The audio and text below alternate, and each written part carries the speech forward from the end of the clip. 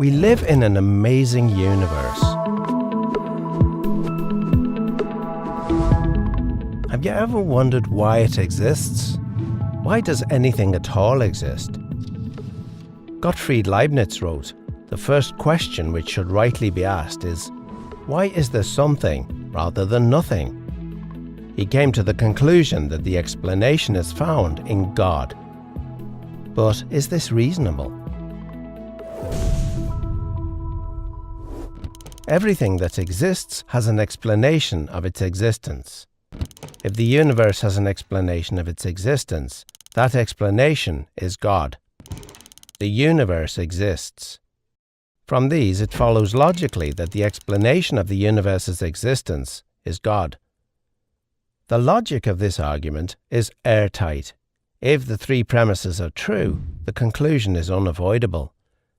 But are they more plausibly true than false? The third premise is undeniable for anyone seeking truth. But what about the first premise? Why not say, the universe is just there, and that's all? No explanation needed. End of discussion. Well, imagine you and a friend are hiking in the woods and come across a shiny sphere lying on the ground. You would, naturally, wonder how it came to be there. And you'd think it odd if your friend said, "There's no reason or explanation for it. Stop wondering. It just is." And if the ball were larger, it would still require an explanation. In fact, if the ball were the size of the universe, the change in its size wouldn't remove the need for an explanation. Indeed, curiosity about the existence of the universe seems scientific and intuitive. Someone might say, if everything that exists needs an explanation, what about God? Doesn't he need an explanation? And if God doesn't need an explanation, then why does the universe need an explanation? To address this, Leibniz makes a key distinction between things that exist necessarily and things that exist contingently. Things that exist necessarily exist by necessity of their own nature. It's impossible for them not to exist. Many mathematicians think that abstract objects like numbers and sets exist like this. They're not caused to exist by something else, they just exist by necessity of their own nature. Things that exist contingently are caused to exist by something else.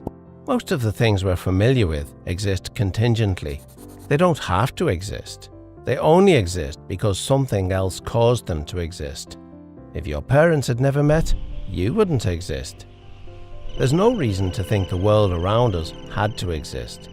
If the universe had developed differently, there might have been no stars or planets.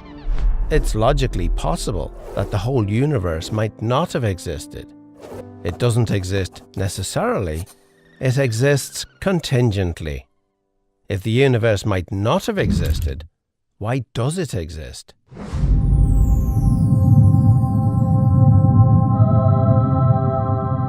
The only adequate explanation for the existence of a contingent universe is that its existence rests on a non-contingent being, something that cannot not exist because of the necessity of its own nature. It would exist no matter what. So, everything that exists has an explanation of its existence, either in the necessity of its own nature or in an external cause. But what about our second premise? Is it reasonable to call the explanation of the universe God? Well, what is the universe? It's all of space-time reality, including all matter and energy. It follows that if the universe has a cause of its existence, that cause cannot be part of the universe. It must be non-physical and immaterial, beyond space and time. The list of entities that could possibly fit this description is fairly short, and abstract objects cannot cause anything.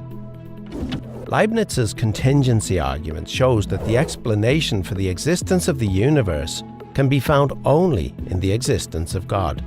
Or, if you prefer not to use the term God, You may simply call him the extremely powerful, uncaused, necessarily existing, non-contingent, non-physical, immaterial, eternal being who created the entire universe and everything in it.